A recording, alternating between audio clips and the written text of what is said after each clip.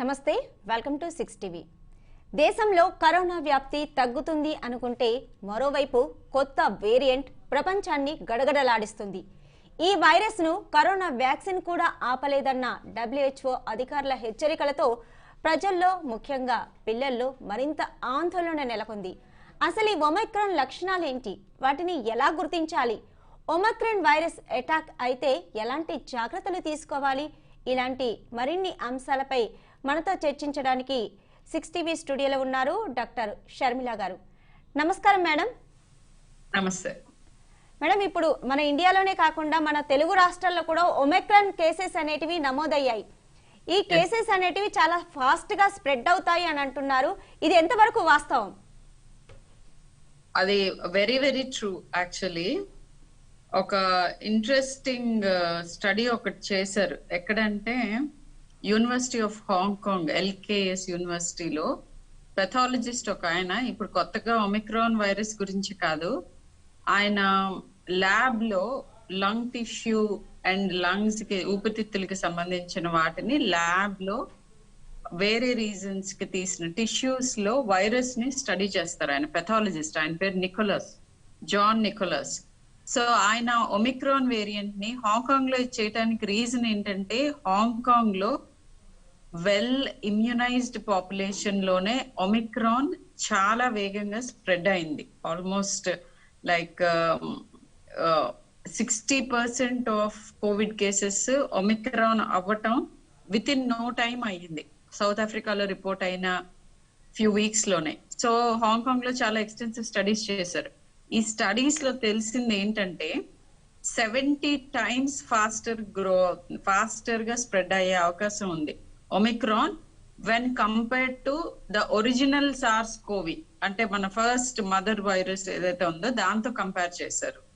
Delta కంటే కూడా definite గా మోర్ ఫాస్ట్ గా స్ప్రెడ్ అయ్యే అవకాశం ఉంది. బట్ వన్ థింగ్ ఈస్, ఒక nice thing about this study is lung టిష్యూలో అంత వేగంగా రెప్లికేట్ అవ్వట్లేదు.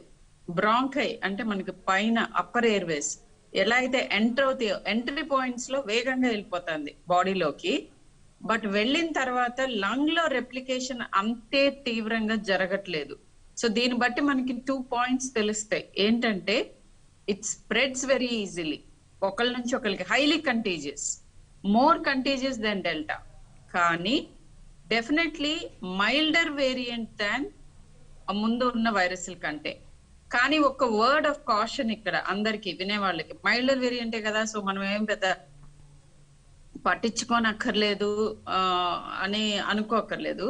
మైల్డర్ వేరియంట్ కూడా మనని ఎలా ఎఫెక్ట్ చేయగలదు అని అంటే, మన హెల్త్ కేర్ సిస్టమ్ లో 10% ఇంక్రీజ్ అయినా కూడా అడ్మిషన్స్ క్రాష్ అయిపోతుంది మన health care system. So number of cases గనక ఎంత మైల్డ్ గా ఉన్నా లక్షల్లోకి వెళ్ళిపోతే, ఇప్పుడు 70 times వేగంగా వెళ్లే వైరస్ అని అంటే ఆబ్వియస్ గా నెంబర్ ఆఫ్ కేసెస్ ఎక్కువ అవుతాయి. ఎప్పుడు ఎక్కువ అవుతాయి? మన హర్డ్ ఇమ్యూనిటీ ఆర్ మన బేసల్ ఇమ్యూనిటీ లెవెల్ మీద డిపెండ్ అయ్యి. I will again come back to that. So lesser milder variant అయినా కూడా మోర్ కంటేజియస్ అవటం మూలాన ఇబ్బంది కలిగించే అవకాశం ఉంది. Okay madam. Major quality of this virus is immune evasion. అంటే వచ్చి వాళ్ళు డెవలప్ చేసుకున్న ఇమ్యూనిటీ కానీ, వ్యాక్సిన్స్ 2 doses తీసుకుని డెవలప్ చేసుకున్న ఇమ్యూనిటీ కానీ, ఈ ఇమ్యూనిటీని ఇవేట్ చేసే, అంటే తప్పించుకుని వెళ్ళగలిగే అవకాశం అన్ని కోవిడ్ వైరసెస్ కి ఎంత కొంత ఉంటుంది. అది ఒమిక్రాన్ లో ఒక పిసరు ఎక్కువ ఉంది. ఇది కూడా అర్థమైంది మనకి. ఎందుకంటే కంప్లీట్లీ ఇమ్యునైజేషన్ చాలా ఎక్స్టెన్సివ్ గా జరిగిన కంట్రీస్ లో కూడా ఒమిక్రాన్ రిపోర్టెడ్ ఉంది. And latest report from UK చూస్తే where the immunisation rate is quite high. దీంట్లో కూడా ఒమిక్రాన్ వేరియంట్ డెఫినెట్ గా టేక్ ఓవర్ చేస్తోంది, మిగతా వేరియంట్స్ కంటే ఎక్కువగా నమోదవుతోంది. అండ్ ఇది యంగర్ ఏజ్ గ్రూప్ లో కూడా ఎక్కువగా అబ్జర్వ్ చేస్తున్నారు. But again don't panic. ఇప్పటి వరకు ఉన్న డేటాతో సీరియస్ డిసీజ్ కాజ్ చేస్తుంది, హయ్యర్ ఇన్సిడెన్స్ ఆఫ్ హాస్పిటలైజేషన్స్ ఉన్నాయి అని మాత్రం ఎక్కడ దాఖలాలు లేవు. So that's what it is. Okay madam, మనం యూకేలో చూసుకుంటే గనక ఒక డెత్ కూడా అయింది ఒమిక్రాన్ వల్ల. యాక్చువల్ గా ఈ ఒమిక్రాన్ లక్షణాలు అనేటివి ఎలా ఉంటాయి, ఎలా గుర్తించాలి మనం? ఒమిక్రాన్ ఇప్పటి వరకు ఉన్న డేటా ప్రకారం వేరే కోవిడ్ వైరసెస్ తో డిఫరెంట్ సింటమ్స్ ఏమీ లేవు. ఓన్లీ 2 మేజర్ డిఫరెన్సెస్ ఉన్నాయి. అదేంటంటే sense of loss of taste, smell ఎక్కువగా చూడట్లా ఒమిక్రాన్ కేసెస్ లో. మిగతా కేసుల్లో టేస్ట్, స్మెల్ పోయేది. The mildest variant of Covid cases లో టేస్ట్, స్మెల్ పోయేది. యాక్చువల్ గా అవి పోతాయి అని అంటే, ఇన్ఫాక్ట్ అది ఎంత కోవిడ్ వైరస్ స్పెసిఫిక్ సిమ్టమ్ అంటే ఆర్టీపీసీఆర్ కంటే కూడా అది even more valid evidence for having Covid అన్నమాట. That was the declaration. But ఇప్పుడు ఒమిక్రాన్ లో ఆ లక్షణాలు ఎక్కువగా చూడట్లేదు. అండ్ ఇంకొక ఇంపార్టెంట్ థింగ్ ఏంటంటే విపరీతమైన నిస్సత్తువ, ఫెటీగ్ అంటాం ఇంగ్లీష్ లో, నిస్సత్తువ, నీరసం ఇలాంటివి ఎక్కువగా ఉంది. ఈ సిమ్టమ్ మేజర్ గా ఉంది ఒమిక్రాన్ లో. సో వేరే ఏమీ లేకపోయినా విపరీతమైన నిస్సత్తువ వస్తే టెస్ట్ చేయించుకోవటం శ్రేయస్కరం. ఓకే మేడం, అంటే గతంలో 3rd వేరియంట్ అనేది పిల్లలపైన ఎక్కువ ప్రభావం చూపిస్తుంది అన్నారు కదా. అయితే ఇప్పుడు చిన్న పిల్లల్లో ఎలాంటి లక్షణాలు ఉండే అవకాశం ఉంది? ఒమిక్రాన్ ఎటువంటి ప్రభావం చూపిస్తుంది? చిన్నపిల్లల్లో అయినా పెద్దవాళ్ళలో అయినా లక్షణాలు అవే ఉంటాయి. చిన్నపిల్లల్లో స్పెసిఫిక్ లక్షణాలు ఏం లేవు, unless multi system inflammatory syndrome అని అంటాం. అది ఎప్పుడు వస్తుందంటే వైరల్ ఇన్వేజన్ అయిన తర్వాత 6 నుంచి 8 వారాల్లో, యాక్చువల్ గా సెకండ్ వేవ్ లో ఆల్మోస్ట్ 15-20 days ఆఫ్టర్ కోవిడ్ పాజిటివిటీనే మల్టీ సిస్టమ్ ఇన్ఫ్లమేటరీ సిండ్రోమ్స్ చూసాం మేము కొంతమంది పిల్లల్లో. సో ఇలా ఒకసారి వచ్చిన తర్వాత ఆ వైరస్ కి almost what you can say allergic response లాగా వచ్చే multi system inflammatory syndromes definite గా డిఫరెంట్ లక్షణాలు ఉంటాయి. అవేంటంటే కళ్ళు ఎర్రబడటం, కోవిడ్ లక్షణాలతో పాటు ఇవి కూడా ఉంటాయి. నెక్ లో లింఫ్ నోడ్స్ వాపు రావటం, కాళ్ళు చేతులు వాపు రావటం, విపరీతమైన కడుపులో నొప్పి రావటం, విపరీతంగా లూజ్ మోషన్స్ అవ్వటం, వామిటింగ్స్ అవ్వటం, సివియర్ హెడేక్ రావటం, కొంతమందిలో ఫిట్స్ రావటం, అండ్ చాలా మందిలో shock like state, blood pressures rapid గా పడిపోవటం, ఇలాంటివి చూస్తాం. But multi system inflammatory syndromes previous waves లో కూడా ఇండియాలో మరీ ఎక్కువగా చూడలేదు, చాలా స్మాల్ పర్సంటేజ్ లో చూసాం. సో ఈ దేనికైనా కూడా ఇప్పుడు ఇవన్నీ ఇంత scientific data and all these things viewers కి నేను చెప్పదలుచుకున్న most important thing in all my talks ఇదే చెప్తాను. Covid is very very treatable. కానీ మరి అయితే అన్ని డెత్స్ ఎలాగైనాయి, అంత అల్లకల్లోనే ఎలా అయింది అని అడగచ్చు వ్యూవర్స్. దాంట్లో one of the major reasons ఏంటంటే లక్షణాలు ఏవి తేడాగా అనిపించినా, మీ డైలీ నార్మల్ గా ఉండే హెల్త్ కాకుండా వేరే ఏ లక్షణం వచ్చినా డాక్టర్ దగ్గరికి రైట్ టైంలో వెళ్ళాలి. ఫిజికల్ గా వెళ్ళలేకపోయినా వీడియో కన్సల్ట్ అన్నా తీసుకోండి. కోవిడ్ ట్రీట్మెంట్ లో అన్నిటికంటే కీలకమైంది ఏంటంటే ఎవరి దగ్గరికి వెళ్ళి చూపించుకుంటారు అండ్ ఏ డేన వెళ్తారు. అంటే ఎవరి దగ్గరికి అని అన్నప్పుడు నేను what I meant is valid medical practitioners దగ్గరికి చేసుకోవాలి. పక్కాలో వాట్సాప్ చదువుకోవటం, లేకపోతే ఎవరో పుల్లయ్య ఏదో చెప్పాడు కాబట్టి నేను ఇలా ఫాలో అవుతాను, ఆయనకి కోవిడ్ వచ్చి తగ్గింది కాబట్టి ఆయన కూడా కోవిడ్ ట్రీట్ చేయగలిగిన డాక్టరే అన్నట్టుగా ఫీల్ అవ్వకుండా పేషెంట్స్ దగ్గర నుంచి ఇన్ఫర్మేషన్ కాదు, వ్యాలిడ్ మెడికల్ ప్రొఫెషనల్స్ దగ్గరకు వెళితే ఫస్ట్ 1-2-3 days లో డెఫినెట్ గా every single case of Covid ని ట్రీట్ చేయవచ్చు. ఇది నేను డెఫినెట్ గా చెప్తాను. I have treated about 650 children with COVID. So I think I can say this confidently. So ఇప్పుడు ఈ డేటా అంతా చెప్తున్నాము ఎందుకనంటే 2 కీలకమైన థింగ్స్. ఒకటి, అప్రమత్తతతో ఉండాలి. ఇంకా కూడాను ఆందోళన అస్సలు అవసరమే లేదు. అండ్ మోస్ట్ ఇంపార్టెంట్లీ ఇప్పుడు ఇమ్యూన్ ఇవేజన్ జరిగింది అనగానే నా దగ్గరికి వచ్చే ఫస్ట్ క్వశ్చన్ ఏంటంటే ఎలానో అయితే మరి వ్యాక్సిన్ వేసుకున్నా గానీ వస్తుందని మీరే చెప్తున్నారు కదా, ఇంకా వ్యాక్సిన్ ఎందుకు వేసుకోవటం అని అడుగుతున్నారు కొంతమంది. సో వాళ్ళకి చెప్పే సమాధానం ఏంటంటే వాళ్ళల్లో డెఫినెట్ గా కోవిడ్ తీవ్రత అంటే సిమ్టమ్స్ కానీ, సైన్స్ కానీ, హాస్పిటలైజేషన్ రిస్క్ కానీ, డెత్ రిస్క్ కానీ చాలా చాలా సిగ్నిఫికెంట్లీ లో. సో వ్యాక్సిన్స్ ఇంకా కూడా ప్రొటెక్టివే. పర్సంటేజ్ ఆఫ్ ప్రొటెక్షన్ కొంతవరకు తగ్గే అవకాశం ఉంది. అలా అని వేసుకోపోవటం సొల్యూషన్ కాదు కదా. వేసుకుంటే మన కలెక్టివ్ హర్డ్ ఇమ్యూనిటీ పెరిగే అవకాశం ఇంకా ఎక్కువ అయ్యి, కలెక్టివ్ ఇమ్యూనిటీ ఎక్కువ ఉన్నప్పుడు ఏమవుతుందంటే స్ప్రెడ్ ఆఫ్ వైరస్ కంటైన్ అయిపోతుంది. కంటైన్ అయినప్పుడు నెంబర్ ఆఫ్ కేసెస్ తక్కువ అవుతాయి, నెంబర్ ఆఫ్ మ్యూటేషన్స్ తక్కువ వస్తూ ఉంటాయి. సో నెంబర్ ఆఫ్ హాస్పిటలైజేషన్స్ తగ్గుతాయి. And definitely that is the reason why health care system collapse అవ్వదు, డెత్స్ తక్కువ అవుతాయి. సో ఈ రకంగా వ్యాక్సిన్స్ చాలా కీలకమైన రోల్ పోషిస్తున్నాయి. ఇప్పటి వరకు వేసుకొని వాళ్ళు ఒక డోస్ వేసుకుని ఇంకా కోవిడ్ ఏం పెద్ద అంత సీరియస్ ప్రాబ్లం కాదు అని రిలాక్స్ అయిపోయి సెకండ్ డోస్ వేసుకొని వాళ్ళు వీళ్ళందరూ డెఫినెట్ గా ప్లీజ్ తొందరగా వెళ్ళి వేయించుకోండి. అండ్ థర్డ్ డోస్ కి guidelines formulate booster doses కి high risk people greater than 60 year olds who have 6 months అయిపోయిన వాళ్ళు, ఇమ్యూనో కాంప్రమైజ్ స్టేట్ లో ఉన్న వాళ్ళు, most importantly health care workers 6 months అయిపోయింది కాబట్టి, సో వీళ్ళందరికీ థర్డ్ డోస్ ఫార్ములేషన్ గురించి పాలసీ మేకింగ్ జరుగుతోంది. అండ్ పిల్లల్లో పిల్లల్లో ఎక్కువ మోతాదులో అంటే బికాస్ వాళ్ళెవరికి వ్యాక్సినేషన్ అవ్వలేదు అండ్ మిగతా వ్యాక్సినేటెడ్ ఇండివిజువల్స్ కాబట్టి వీళ్ళు మోర్ ససెప్టబుల్ ఉంటారు కాబట్టి ఇప్పుడు మోర్ కమ్యూనిటీ ఎక్స్పోజర్ జరుగుతోంది కాబట్టి పిల్లల్లో వచ్చే అవకాశం ఒక పిసరు ఎక్కువ ఉన్నా యూకేలో ఆల్రెడీ ప్రూవ్ అయింది. బట్ నేను చెప్పే గుడ్ న్యూస్ ఏంటంటే పిల్లల్లో వ్యాధి తీవ్రత డెఫినెట్ గా తక్కువ అడల్ట్స్ లో కంటే. Hospitalisation and death rate extremely లో.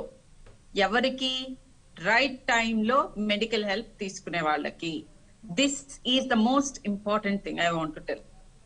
Right time, go and take help. అంతే. ఇది ఇదేలే ఇది అదేలే అని ఇంట్లో కూర్చోవద్దు. నిన్న మొన్న కూడా I been seeing covid cases and dengue is also on the rise. Fever వస్తే కంపల్సరీ ఒక మెడికల్ కన్సల్టేషన్ తీసుకోండి. ఆన్లైన్ నేను నాలాంటి వాళ్ళు చాలా మంది 12 hours అవైలబుల్ ఉన్నాం. So just book your appointment, sit in your hall, హ్యాపీగా ఫోన్ లో నుంచి మాతో మాట్లాడొచ్చు. So you have to avail that and జాగ్రత్తగా అప్రమత్తతో ఉండండి. బట్ ఆందోళన అసలు అవసరమే లేదు. హోప్ఫుల్లీ ఒమిక్రాన్ వచ్చి డెల్టాని పక్కకు జరిపి మనకున్న ఈ కోవిడ్ సీన్ ని లెస్ మైల్డర్ వేరియేషన్ వైపు తీసుకెళ్లే అవకాశం ఉంది అనే ఒక థియరీ కూడా ఉంది. Hopefully we will get there. Okay madam, ఇప్పుడు కోవిడ్-19 కానీ అలాగే డెల్టా వేరియంట్ తో పోల్చుకుంటే ఒమిక్రాన్ అనేది కొంచెం ఫాస్ట్ గా స్ప్రెడ్ అవుతుంది అంటున్నారు. అయితే మీకు అంటే మామూలుగా ఏ సింటమ్ కనిపించినా కాల్ చేయమని చెప్తున్నారు. ఇప్పుడు సేమ్ ట్రీట్మెంట్ ఉంటుందా లేదంటే డిఫరెంట్ గా ఉంటుందా? Yeah, this is a very interesting question. And but before I forget, నేను ఇంకోటి చెప్పదలుచుకున్నాను. తీసుకోవాల్సిన జాగ్రత్తల్లో క్లోజ్డ్ ఎన్వైరన్మెంట్స్ లో పార్టీస్ ఎక్కువ చేసుకుంటున్నారు, ఫంక్షన్స్, పార్టీస్. అలా కాకుండా ఓపెన్ ప్లేసెస్ ప్రిఫర్ చేయండి. Well ventilated, well lit areas లో ట్రాన్స్మిషన్ రేట్ తక్కువ ఉంటుంది. ఎయిర్ బోర్న్ ట్రాన్స్మిషన్ ఉన్నా కూడా మాస్కింగ్ ఎక్స్ట్రీమ్లీ ఇంపార్టెంట్. ఎక్కడ రెండో వ్యక్తి అనే వాళ్ళు ఉన్నా మీ విసినిటీలో మీరు వాళ్ళు ఇద్దరు కూడా మాస్క్ వేసుకోవాల్సిందే. అండ్ ఆబ్వియస్లీ వ్యాక్సినేషన్ తీసుకోవాలి, చేతులు కడుక్కోవడం ఇవన్నీ సరే. అండ్ సోషల్ వీలైనంత కొంచెం డిస్టెన్స్ మెయింటైన్ చేయాలి. And coming back to your question ఏంటంటే మెడిసిన్స్ ఎఫెక్టివ్ గా ఉన్నాయా? There is a good news actually. ఒక కొత్త మెడిసిన్ యాంటీవైరల్ ఇంకా almost last phases and FDA approval కి పంపించారు. ఒక యాంటీవైరల్ డ్రగ్ చాలా ఎక్కువ ఇఫెక్టివ్నెస్ చూపిస్తోంది అని టాక్ స్టార్ట్ అయింది. నేను it's too early to tell you the name and quote that. రెండోది ఏంటంటే ముందున్న మెడిసిన్స్ యాంటీబాడీ కాక్టైల్స్ అవి చాలా ఎఫెక్టివ్ గా పనిచేస్తున్నాయి. సెకండ్ వేవ్ తర్వాత వచ్చిన కేసెస్ అన్ని అడల్ట్స్ లో యాంటీబాడీ కాక్టైల్స్ ఫస్ట్ 5 days లో యాంటీబాడీ కాక్టైల్స్ తీసుకున్న వాళ్ళు చాలా మందిలో హాస్పిటలైజేషన్ అవసరం పడలేదు. ఈ యాంటీబాడీ కాక్టైల్ ఒమిక్రాన్ కి అంతే ఎఫెక్టివ్ గా ఉందా లేదా అనే దాని మీద ఇంకా ఫర్దర్ ఇన్ఫర్మేషన్ రావాలి. బట్ డెఫినెట్ గా స్టిరాయిడ్స్ కానీ లేకపోతే యాంటీకోయాగులెంట్స్ కానీ ఈ రెండు అసలు యాక్చువల్ గా main stay of treatment Covid virus treatment లో ఇవి అంతే ఎఫెక్టివ్ గా ఉన్నాయి ఒమిక్రాన్ కి అగేన్స్ట్ గా as much as delta alpha beta వీటన్నిటికి. So we don't have to be afraid, భయపడాల్సిన స్థితిలో లేము. మీరు రైట్ టైం కి హాస్పిటల్ రీచ్ అవ్వాలి. High risk people high risk behaviour చేయకూడదు. ఇప్పుడు దెర్ ఇస్ సమ్వన్ ఒబిసిటీ ఉంది, చాలా ఓవర్ వెయిట్ ఉన్నారు, వాళ్ళు వెళ్ళి నైట్ టైం క్లోజ్డ్ నైట్ కాదు I mean any time closed environment లో 100 మందితో కలిసి కూర్చుని మాస్కులు లేకుండా పార్టీలు చేసుకుంటే obviously you will end up in the ICU. So మీ వైపు నుంచి మీరు చేయాల్సింది ఏంటంటే వేరే మాస్క్, ఓపెన్ ఎన్వైరన్మెంట్ లో ఇంటరాక్ట్ విత్ పీపుల్, అత్యవసరమైన వాటికి అటెండ్ అవ్వచ్చు, but prefer outdoor and keep your diabetes under check. ఎవరైతే డయాబెటిక్స్ ఉన్నారో మన డయాబెటీస్ కంట్రోల్లో ఉందా లేదా చెక్ చేసుకోండి. వ్యాక్సిన్ తీసుకున్న వాళ్ళు వెళ్ళి తీసుకోండి. ఎవరికన్నా ఒంట్లో నలతగా ఉంటే ఎర్లీగా వెళ్ళి అప్రోచ్ అవ్వండి. The other day I think 2-3 days back child with type 1 diabetes covid infected, entire family is infected, child కూడా సింప్టమాటిక్ గా ఉంది అండ్ జ్వరం ఉంది, దగ్గు ఉంది, ఇవన్నీ ఉన్నాయి అండ్ డయాబెటీస్ ఉంది. డయాబెటీస్ తన HbA1c 11 లో ఉంది. So that's purely control diabetes. So ఆ పాపని చాలా క్లోజ్ గా మానిటర్ చేస్తున్నాం. బట్ చైల్డ్ అవటం వలన she is doing well. But adults లో ఇట్లా మనకు ఉన్న ప్రీ మార్బిడ్ కండిషన్స్ ని చెక్ లో పెట్టుకోండి. హై రిస్క్ బిహేవియర్ చేయకండి. ఇవన్నీ చేసినా కూడా వచ్చే అవకాశం ఉంది కాబట్టి వచ్చినప్పుడు మెడికల్ హెల్ప్ తీసుకోండి. ఎందుకంటే పెద్ద మ్యాజిక్ ఏం లేదు అబౌట్ కోవిడ్. Right madam. ఇప్పుడు పెద్దవాళ్ళు అయితే వ్యాక్సినేషన్ వేయించుకుంటున్నారు, అదే 18 years బిలో అయితే ఎటువంటి వ్యాక్సిన్ లేదు కాబట్టి వాళ్ళు ఎటువంటి ప్రికాషన్స్ తీసుకోవాలి? వెరీ టఫ్ క్వశ్చన్ అడిగారు నన్ను, అందులో పీడియాట్రిషియన్ ని. ఎందుకంటే కాదు, వ్యాక్సిన్ ఉంది, జైడస్ క్యాడిలా వాళ్ళదే ఉంది, కోవాక్సిన్ కూడా ఆల్మోస్ట్ అప్రూవ్డ్ ఫర్ చిల్డ్రన్. అయితే ఇంకా ఇవ్వడానికి పర్మిషన్స్ లేవు. అండ్ ఒక పక్క స్కూల్స్ తెరిచారు, స్కూల్స్ కి వెళ్ళమని మేమే చెప్తున్నాం పడి ఎక్కడ అడిగినా గానీ. ఎందుకంటే సైకలాజికల్ ఎఫెక్ట్స్ ఎక్కువ వస్తున్నాయి అండ్ లెర్నింగ్ డిఫికల్టీస్ ఎక్కువ అవుతున్నాయి అందరిలోనూ. మ్యాథ్స్, ఇంగ్లీష్ ఇలాంటివి అసలు ఎలా చదవాలి, ఎలా నేర్చుకోవాలి అనేది కూడా మర్చిపోతున్నారు పిల్లలు. సో రిస్క్ బెనిఫిట్ రేషియో అంటాం మెడిసిన్ లో ఎప్పుడు కూడాను. ఇది ఇవ్వటం మూలాన రిస్క్ ఎంత, ఇవ్వటం మూలాన రిస్క్ ఎంత, లేకపోతే ఇవ్వకపోతే బెనిఫిట్ ఉందా, రిస్క్ ఉందా, ఇలాంటివన్నీ చూసుకుంటూ ఉంటాం మందులతో. సో సేమ్ థింగ్ ఇక్కడ స్కూల్ కి వెళ్ళటంలో బెనిఫిట్ ఎక్కువ ఉంది ఇప్పటికి కూడా రిస్క్ కంటే. రిస్క్ ఆఫ్ కోవిడ్ ఉన్నా కూడా పిల్లల్లో కోవిడ్ సివియరిటీని తక్కువ కాబట్టి ట్రీట్ చేయగలం కాబట్టి రైట్ టైంలో వస్తే స్టిల్ స్కూల్స్ కి వెళ్ళమనే చెప్తాం. జాగ్రత్తలు ఏం తీసుకోవాలి అని అంటే same thing, masking compulsory and ఒంట్లో కొద్దిగా నలతగా ఉన్నా కానీ డాక్టర్ సలహా తీసుకోండి. పిల్లల్ని స్కూల్కి పంపొద్దు because that might cause an outbreak in the school. And ఒకవేళ మీరు ఎవరైనా కోవిడ్ పాజిటివ్ అని తేలితే ఇమ్మీడియట్ స్కూల్ అథారిటీస్ కి ఇన్ఫార్మ్ చేస్తే మిగతా పిల్లలు whoever are there in the same class, teachers, వీళ్ళందరినీ మళ్ళీ స్క్రీన్ చేసుకుంటారు. That actually happened in my daughter school. వాళ్ళ స్కూల్లో కేసు వస్తే అందరినీ స్క్రీన్ చేశారు and that is a very nice thing. అట్లా we have to move forward. ఇంకా అక్కడే కూర్చుని ఇంకా కోవిడ్ ఉంది కాబట్టి నేను పిల్లల్ని ఎక్కడికి పంపను, తలుపులు బిడాయించి ఇంట్లోనే కూర్చోబెడతానంటే సైకలాజికల్ ప్రాబ్లమ్స్ వస్తున్నాయి. నేను ఇదే సలహా 70+ వాళ్ళకి చెప్పను. వెళ్ళిపోండి, వెళ్ళి ఇప్పుడు కొత్తగా అన్ని చేసేసేయండి ఇలా చెప్పను నేను. అత్యవసరం వాటికి వెళ్ళండి అంటాను. బట్ లెస్ దాన్ 18 పిల్లలందరికీ కోవిడ్ వ్యాక్సిన్ లేకపోయినా అంటే పర్మిషన్ లేకపోయినా కూడాను అత్యవసరమైనవి అంటే స్కూల్స్ కి వెళ్ళే తీరాలి. యాజ్ ఆఫ్ నౌ ఇదే. నెక్స్ట్ 1 week లో మనకి మోర్ డేటా వచ్చిందా, డిఫరెంట్ డేటా వచ్చిందా, then I will tell you. ఇప్పటికీ ఆల్రెడీ ఎగ్జిస్టింగ్ డేటా యూకేలో లోవర్ ఏజ్ గ్రూప్ అంటే లెస్ దాన్ 10 years లో కోవిడ్ ఇన్సిడెన్స్ ఒమిక్రాన్ హయ్యర్ ఉంది more than the previous things. కానీ ఇవన్నీ కూడా routine covid testing for other hospital admissions. అంటే ఇప్పుడు ఏదో టాన్సిలెక్టమీ కోసం వెళ్ళారు, pre hospital admission covid test compulsory అట్లా కనుక్కుంటున్నారు. సివియరిటీ ఆఫ్ సిమ్టమ్స్ ఎక్కువగా ఉండి కోవిడ్ ఎక్కువగా వచ్చింది అని ఈ దాఖలాలు అయితే లేవు.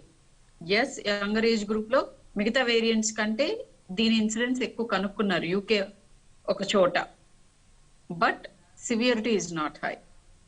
So multi system inflammatory syndromes అవి ప్రాణాంతకమైనవి. అవి ముందు కూడా యూకేలో ఎక్కువ వచ్చినాయి ఇండియాతో కంపేర్ చేస్తే. సో అవి ప్రాబబ్లీ ఒక పిసరు అలానే ఉన్నాయి అక్కడ ఇంకా. బట్ మనం అంత డేటాని ఇండియాకి ఎక్స్ట్రాపులేట్ చేసుకోలేం, ఎందుకంటే ఇండియా ఆల్వేస్ బిహేవ్ డిఫరెంట్లీ. ఇంకొక రీజన్ ఏంటంటే మన కంట్రీలో డెల్టా వేరియంట్ కంప్లీట్ ఇలా ర్యాంపేజ్ చేసింది. సో మన బేసల్ ఇమ్యూనిటీ డెల్టా వేరియంట్ మూలన స్లైట్లీ హయ్యర్ ఉంటుంది. అండ్ వైడ్ స్ప్రెడ్ ఇమ్యునైజేషన్ ఇంకా up to the mark, optimal mark రాకపోయినా చాలా వరకు ఇమ్యునైజేషన్ 1 డోస్ తీసుకున్న వాళ్ళు చాలా మంది ఉన్నారు, more than 70%, and second dose కూడా it's going up to 40% I think. So we are in a good place. But good place లో ఉన్నాం కదా అని విచ్చలవిడితనం పనికిరాదు. That is what it is. Okay madam, ఇప్పుడు ఈ కొత్త వేరియంట్ వచ్చింది థర్డ్ వేవ్ లో, ఇంకా నెక్స్ట్ ఫోర్త్ వేవ్ కూడా ఉందంటారా? అంటే ఇలా వేరియంట్ అనేది మార్చుకుంటూ పోతుందంటారా Corona? That is for time to tell. అది ప్రపంచంలో తలలు పండిన వైరాలజిస్టులు కూడా ఆన్సర్ చేయలేని క్వశ్చన్. సో యాంటిసిపేషన్ ఏంటంటే స్పానిష్ ఫ్లూ ఇలానే ఒక మైల్డర్ వేరియంట్ వచ్చి తగ్గిపోయింది, ఫ్లూ ఆల్మోస్ట్ ఎండమిక్ అయిపోయింది. సో హోప్ఫుల్లీ మనందరు వాట్ ఎవర్ ప్రేయర్స్ ఆన్సర్ అయ్యి ఒమిక్రాన్ మూలానే కోవిడ్ లెస్సర్ సివియర్ డిసీజ్ లోకి మారి ఎండమిక్ అంటే అడపా ఇక్కడ అక్కడ కొన్ని కేసులతోటి మెల్లగా సెటిల్ డౌన్ అవ్వాలి అని కోరుకుందాం. బట్ దాంట్లో మోస్ట్ ఇంపార్టెంట్ కాంట్రిబ్యూషన్ మనదే. వైరస్ మల్టిప్లై అవటానికి రీజన్ మనమే. ఏమిటి అని అంటే కంటేజియస్ వైరస్ కాబట్టి మాస్కింగ్ వేసుకోండి, వ్యాక్సిన్ తీసుకోండి, సింపుల్ థింగ్. సో మనం గనక అప్రమత్తతో ఉండి బాధ్యతాయుతంగా బిహేవ్ చేస్తే probably covid is going to become endemic very soon, or it already has become endemic. Okay madam, అంటే కరోనా వచ్చి తగ్గిన వాళ్ళకి మళ్ళీ వేరియంట్ సోకే ప్రమాదం ఉందా? అలాగే డయాబెటిక్ గానీ, హార్ట్ అటాక్ తో, క్యాన్సర్ తో వీళ్ళు బాధపడే వాళ్ళు చాలా మంది ఉంటారు, వీళ్ళకి తొందరగా వచ్చే అవకాశం ఏమైనా ఉందంటారా? ఎస్, ఇమ్యూన్ సిస్టమ్ వీక్ గా ఉన్న వాళ్ళకి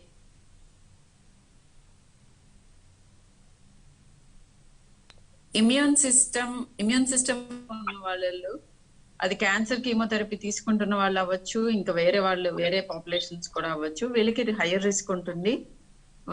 ఒకసారి ఇన్ఫెక్షన్ వచ్చిన వాళ్ళకు కూడా రిస్క్ ఉంది. అదే బ్రేక్ త్రూ ఇన్ఫెక్షన్స్ అంటాం. అంటే బ్యాక్గ్రౌండ్ ఇమ్యూనిటీ ఉన్న వాళ్ళకి కూడా బ్రేక్ త్రూ ఇన్ఫెక్షన్స్ వస్తున్నాయి, బట్ మైల్డర్ ఫామ్ లో వస్తాయి, డిపెండింగ్ ఆన్ మనకి అప్పుడు ఇమ్యూన్ స్టేటస్ ఎట్లా ఉంది, మన బాడీ ఎలా రియాక్ట్ అవుతుందని. సో అందుకనే బూస్టర్ డోస్ గురించి కూడా చర్చలు జరుగుతున్నాయి. సమ్ ఆఫ్ ద కంట్రీస్ లో ఆల్రెడీ బూస్టర్ డోస్ ఇవ్వడం స్టార్ట్ చేశారు. ఇజ్రాయెల్ ఆల్రెడీ ఇచ్చారు, if I'm not wrong, start చేసి ఇచ్చారు. ఓకే మేడం, అంటే ఇప్పుడు మనకి ఫస్ట్ వేవ్ లో కానీ సెకండ్ వేవ్ లో కానీ లాక్డౌన్ అని పెట్టారు, మరి ఇప్పుడు ఈ థర్డ్ వేవ్ లో కూడా ఈ కొత్త వేరియంట్ వచ్చింది కాబట్టి లాక్డౌన్ పెడితే బాగుంటుందంటారా? మీ సజెషన్ ఏంటి? I don't think so. అది హెల్ప్ చేస్తుందని నేను అనుకోవట్లేదు. ఓకే, అన్లెస్ హాస్పిటలైజేషన్స్ అవి ఇంక్రీజ్ అవుతున్నాయి, హెల్త్ కేర్ సిస్టమ్ కొలాప్స్ అయ్యే అవకాశం వచ్చిందంటే తప్ప I don't think routine life ని ఇంటరప్ట్ చేయాల్సిన ప్లేస్ లో మనం ఉన్నామని నేను అనుకోవట్లేదు. అండ్ దాన్ని కాన్సిక్వెన్స్ గా వచ్చే economic impact and psychological impacts ఎక్కువగా ఉంటాయి. So anyways, I'm not a policy maker, I'm not an epidemiologist. నా అభిప్రాయం ఇది. బట్ అవి డిసైడ్ చేయటానికి దాని గురించి చదివే ఎక్స్పర్ట్స్ ఉన్నారు. I think they should answer this question. Okay madam, మీరు ఇందాక అంటున్నారు బూస్టర్ డోస్ అనేది కంపల్సరీ తీసుకోవాలి అంటున్నారు. రెండు డోసులు కంప్లీట్ అయిన తర్వాత కూడా బూస్టర్ డోస్ తీసుకోమంటున్నారు. ఎన్ని డేస్ లో తీసుకోవాలి? చాలా మంది అనుకుంటున్నారు బూస్టర్ డోస్ తీసుకోమంటున్నారు. 6 months after the last dose suggestion ఇచ్చే అవకాశం ఉంది. సో నేను కంపల్సరీ అనలేదు booster dose. High risk population కి కన్సిడర్ చేస్తున్నారు policy makers, they are discussing with various people అని చెప్పాను. కంపల్సరీ అనడానికి నేను ఎవరిని, I'm not. Booster dose compulsory అని అనుకుంటున్నారు జనాలు అయితే అనుకుంటున్నారు. ఇప్పుడు మీరు ఫస్ట్ లో అన్నారు అంటే 2 డోసులు తీసుకున్న తర్వాత కూడా ఈ వేరియంట్ అనేది వస్తుంది కాబట్టి ఇంకా టీకా తీసుకోవడం ఎందుకు, వ్యాక్సిన్ వేసుకోవడం ఎందుకు అనేది ప్రజల్లో చాలా మటుకు ఉంది. వాళ్ళకి ఎటువంటి అవేర్నెస్ ఉండాలి అంటారు? అది ఇంకా కూడా హాస్పిటలైజేషన్స్ అండ్ డెత్స్ ని తగ్గిస్తుంది కాబట్టి వేయించుకోవాలి. బూస్టర్ డోస్ గురించి ఇంకా సైంటిఫిక్ సర్కిల్స్ లో చర్చ జరుగుతోంది. మన ఇండియాలో మనం బూస్టర్ డోస్ గురించి ఆలోచించే ముందు ఎంటైర్ పాపులేషన్ కి సెకండ్ డోస్ ఇవ్వటం మీద దృష్టి ఎక్కువ పెట్టాలి. Booster dose high risk population అంటే మాలాంటి వాళ్ళు, మా హెల్త్ కేర్ సిస్టమ్ కొలాప్స్ అవ్వకుండా ఉండటానికి హెల్త్ కేర్ ప్రొఫెషనల్స్ హెల్తీగా ఉండాలి. అదే కాకుండా వాళ్ళకి capacity to spread to many people ఉంటుంది. ఒక డాక్టర్ కి లేకపోతే ఒక నర్స్ కి లేకపోతే ఒక ఆయమ్మకి వస్తే వాళ్ళు ఇంటరాక్షన్ ఎక్కువ మందితో చేస్తారు కాబట్టి ఎక్కువ మందికి వచ్చే అవకాశం ఉంటుంది. సో ఫస్ట్ ఫ్రంట్ లైన్ ఉంటాం కాబట్టి వాళ్ళకి, అండ్ ఇమ్యూన్ సిస్టమ్ సరిగ్గా పనిచేయని వాళ్ళకి, అంటే greater than 65 year olds, cancer, chemotherapy, liver transplant, lung transplant, heart disease, diabetes ఇట్లాంటి వాళ్ళందరికీ వీళ్ళని ప్రయారిటైజ్ చేస్తారు బూస్టర్ డోస్ కి. అండ్ డోస్ తీసుకున్న ఇన్ఫెక్షన్ వస్తుంది అని చెప్తున్నాం కానీ డోస్ తీసుకున్న వాళ్ళు చనిపోతున్నారు అని చెప్పట్లేదు ఒమిక్రాన్ తో. సో అది ఇంపార్టెంట్ పాయింట్ మీరు నోట్ చేసుకోవాల్సింది. మనకి రాకుండా ఆపదు, కానీ రాకుండా ఆపటంలో కొంత తగ్గింది ఎఫెక్టివ్నెస్, కానీ ఇంకా కూడా డెత్ అండ్ హాస్పిటలైజేషన్ ఎఫెక్టివ్ గా అడ్డుకుంటోంది. అందుకని తీసుకోవాలి vaccine. Okay okay, good answer madam. అయితే ఇప్పుడు పిల్లల్లో గానీ పెద్దల్లో గానీ ఈ వైరస్ సోకకుండా ఉండడం కోసమని ఎలాంటి ప్రికాషన్స్ తీసుకోవాలి, ఎటువంటి ఫుడ్ ప్రిపేర్ చేయాలి? స్పెసిఫిక్ ఫుడ్ తీసుకుంటే వైరస్ సోకకుండా ఉంటుంది అలాంటిది ఏం లేదు. ఎప్పుడు కూడా బ్యాలెన్స్డ్ డయట్ తీసుకోవాలి. మన ఇమ్యూన్ సిస్టమ్ పనిచేసేది ఇమ్యూనోగ్లోబులిన్స్ అండ్ వీటితో కాబట్టి అవి ప్రోటీన్లు. సో ప్రోటీన్ ఫుడ్ ఎప్పుడైనా కానీ మంచిది, మోతాదుకి సరిపడా ప్రోటీన్. అప్పట్లో ప్రోటీన్ ఫుడ్ తినండి అని అంటే కొంతమంది విపరీతంగా కేజీలు చికెన్ కొని తినేసి ఒబీస్ గా అయిపోయారు. అట్లా కాదు, ఏదైనా ఒక ఏన్షియన్ గ్రీక్ ఫిలాసఫర్ చెప్పాడు, ఏదైనా మోతాదు మించితే అది విషం అని. Anything in excess is poison, even good things.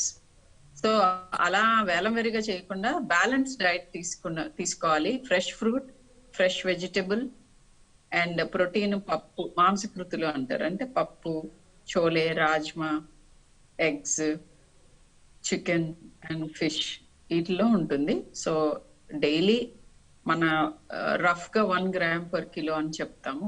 1 gram per kilo of protein తీసుకోవాలి per kilo of body weight. అంటే 70 kilo ఉన్న వ్యక్తి 70 grams ఆఫ్ ప్రోటీన్ తీసుకోవాలి per day, something like that. పిల్లల్లో ఇంకా కొంచెం ఎక్కువ, 1.5 gram per kilo అంటాం.